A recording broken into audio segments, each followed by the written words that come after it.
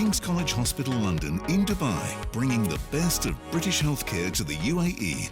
And just a quick heads up, coming up between 4 and 5 today, we have got a dermatologist live in the studio. Dr. Malosh is joining us as we talk about, well, his specialty area, varicose veins, which actually isn't something we've talked about on the show before. So unsurprisingly, lots of questions coming in on that topic, but also moles, acne, eczema, all of that fun stuff. He's also an expert when it comes to skin and hair as well. So please do get in touch if any of these topics are giving you a bit of concern or you want an expert second opinion. You can send photos on our WhatsApp 04871 5500. Just message me on 4001, and you can be anonymous if you prefer. I know sometimes when it comes to health matters, it can be personal and private, and that's absolutely fine. I honestly just want to make sure you get the answers and hopefully the reassurances that you need. We're with you through until 5. Healthy habits. On Afternoons with Helen Farmer. It is healthy habits, and that sometimes means physical health, but it can also mean mental health as well. And as women, we are, I think it's safe to say, naturally a bit more talkative, and the concept of self-love and self-care has become really mainstream recently. But it's perhaps something that men haven't spoken about as much, unless your name is Rasheem Mays-Fowler. He is in the studio this afternoon. He's a podcaster from the Bronx, New York, who now lives in the UAE, and he focuses on supporting his fellow men folk. He's also the author of a new book called 10 Effective Ways to Reignite Self-Love.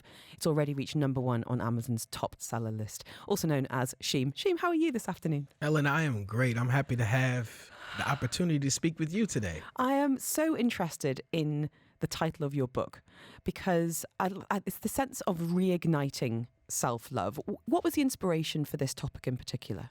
This book is for the people who had the mojo, lost it, and did not know how to regain it. That's me. They make so many books about how to get there. They make books on how to sustain it. But what happens when you lose it and forgot all the mountains you climbed to get there, all the debris you went through? These are steps to help guide you back to a place of centering yourself to where you're ready to make the climb again. Or you can skip some levels. Now you reaffirm and you have reignited certain things so you don't have to go and regain everything back. I feel like you've come into my life at the perfect time. And it's so funny you're talking about mountains because I feel like a lot of people have lost their mojo recently, and that can be through, I mean, we're living through a pandemic for one thing, but, you know, job insecurity, or for me, I literally climbed a mountain last year and I can't get my health and fitness mojo back up. Like, it'll come back whenever, all the while I'm sitting here steadily gaining weight and, you know, not taking the action. So I find this a really interesting topic. Why do you feel like people lose their way and lose that mojo? Have you unlocked all the things about yourself?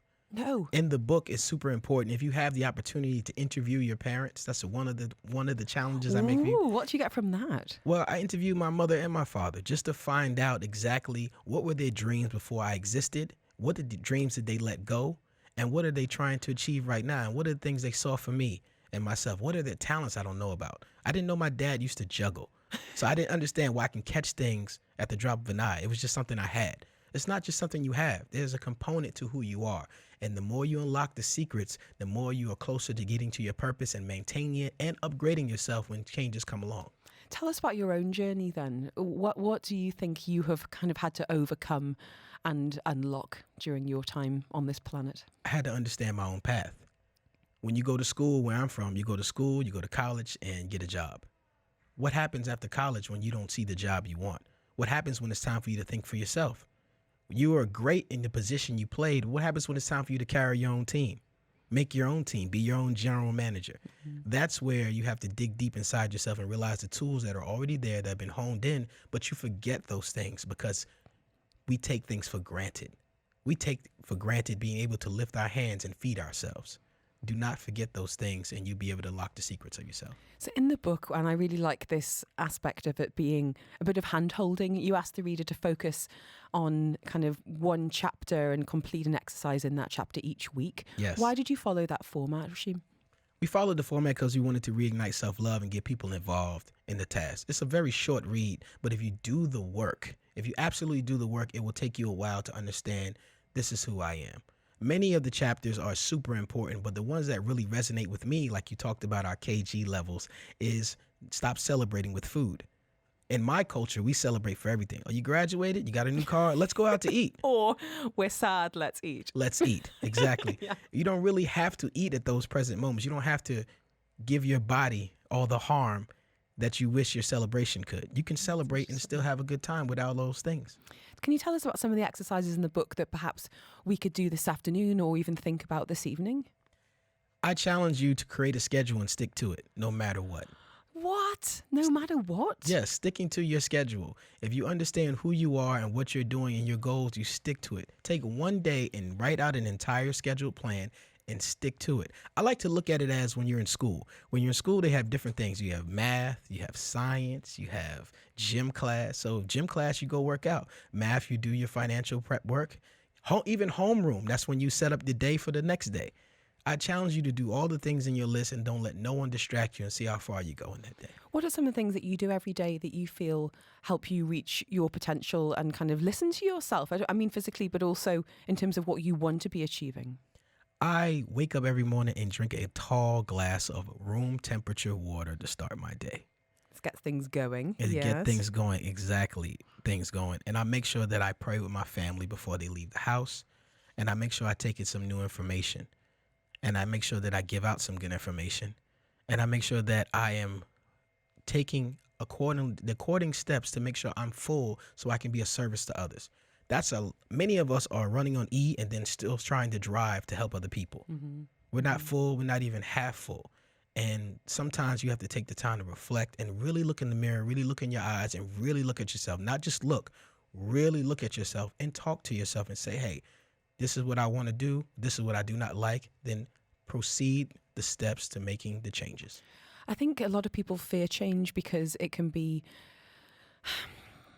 by admitting what you want, you are fearing failure, but also you could be fearing success and the change that might bring as well. You know, if I admit to the world that I want to have this job or this lifestyle and that doesn't happen, I'm going to look like an idiot. Or if that does happen, I might realize that my partner is not who I want to be with. I might need to move countries and change everything. How do you feel like we can be more open to change and maybe overcome those fears of failure or success? By admitting that everyone does not have vision. Some people have sight and some people have vision. If you're a person who can only see things that are tangible and then you can react, you need to align yourself with people who have vision because they see things that in you or around situations that you might not be aligned with. If those two things come together, we can move mountains. Let's go to your podcast. It's called Solutions for Men. Yes. Why did you want to focus on your fellow men folk for this podcast? During the pandemic, I wanted to reach back out to my community back in the States, but I was unable to from living in the UAE. So I said, let me come up with something that I can at least drop gems, information, goal setting on how we do these things. So I reached out to men that I knew and said, hey, would you come on and answer a certain amount of questions to leave a digital footprint of information for the next generation? A legacy. It stems from my anecdotal life, not really having the information and tools from my father figure all the time. Figure out stuff in the dark with a flashlight happens repetitively too much. And when are we going to stop it? When are we going to have a place where you can go to get information? And that's what Solutions for Men is all about. It's about men gifting information through multiple life journeys of expectations and experiences. It doesn't matter if you're a celebrity. It doesn't matter if you're brick and mortar. Every man has an experience. And we can all resonate with certain things that if I heard you talk about it, maybe I can figure it out. Can you tell us about some of the problems or situations that have been shared on the podcast that have really stayed with you, that you're really proud of, that you've introduced to the world? The amount of men who have they use affirmations and they actually have vision boards. Really? Before I started this, many men did not speak of having vision boards, but there are not many interviews asking about vision boards.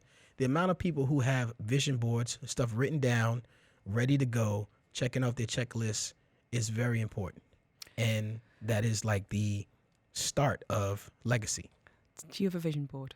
I do have a vision board. I want to know what's on it. What's on my vision board? My vision board is to be of service to others. And in the long run, I want to be a great husband, a great father. But on a small micro scale, I want to be able to write another book. And it's going to be called Operating at 100%, where I challenge you to do daily things to make sure that you're operating on your own grade from 90 to 100% to get to where your life's courses are. I think comparison is a big problem for a lot of people because our 100% might be completely different to someone else's 100%. I do not believe that Beyonce has the same amount of hours in the day as me. I refuse to believe it. But where do you think comparison can be useful and problematic when it comes to reaching your own potential? Well, problematic is when you need to reignite self-love. Comparisons is when you start to let people's validations maybe take over who you are. And you need to run your own race, and you have your own understandings and understanding your strengths and your weaknesses. Where the good comparisons are is when you have opportunities to delegate what you need done to make what your overall stance better. And we have to disseminate between those two and not be afraid to ask for help. Not be afraid to ask for help, I think, is so, so important. Yeah. And this was something I really struggled with as a new mum, because I felt like if I asked for help that it wasn't, I was a bad mum, that I was weak or I wasn't good enough. And I think by having my second child, I kind of thought, do you know what, that's a sign of strength. But unfortunately, I feel like we've got a culture of men and women, but perhaps more so men, of afraid of showing vulnerability. And I wondered, I'm raising 2 young girls, you're raising a young man. What kind of pressures do you feel there are on raising the next generation of men? I'm not afraid to take a test with the textbook open. So I would call another man or another woman for information or advice. I'm not afraid to want to take that test with the textbook open and understand history is super important. I need to call my mom. I need to call my brothers. I need to call somebody or talk to my wife and say, hey, this is happening. What do you think? I'm not above that because I understand there are people who pay attention to different things better than I do. And I love that. yeah. Sheem, can I ask if you could have any guest on your Solutions for Men podcast, who would you love to have behind the microphone? Wow. I would love to have several people. That's a great question. I would love to have John Sally. Yes. Curtis 50 Cent Jackson. Yes. I would love to have Neo. It's just certain people I love to hear them speak, and they say some great things that are like, wow, you are really pushing the needle forward. I would love to have TK Kirkland. He's a comedian.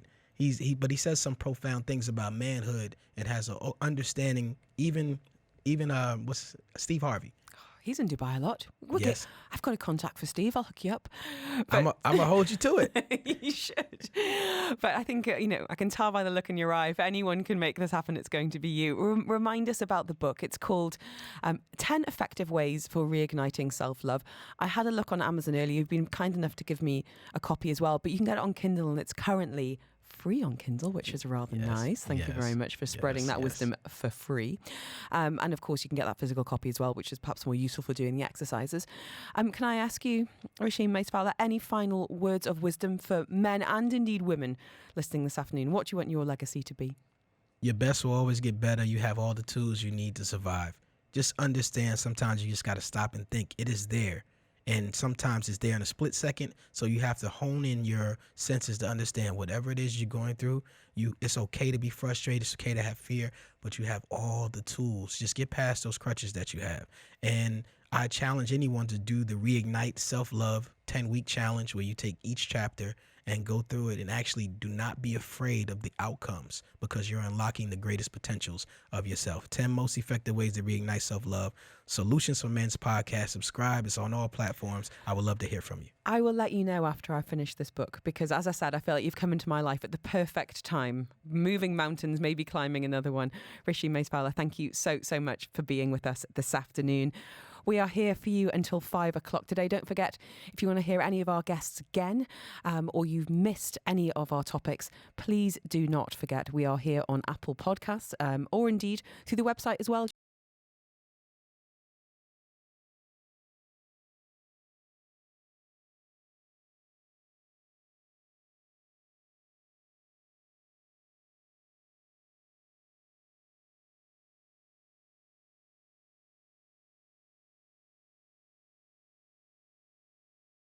She gave me the green light. Now it's time to take flight. Let's go.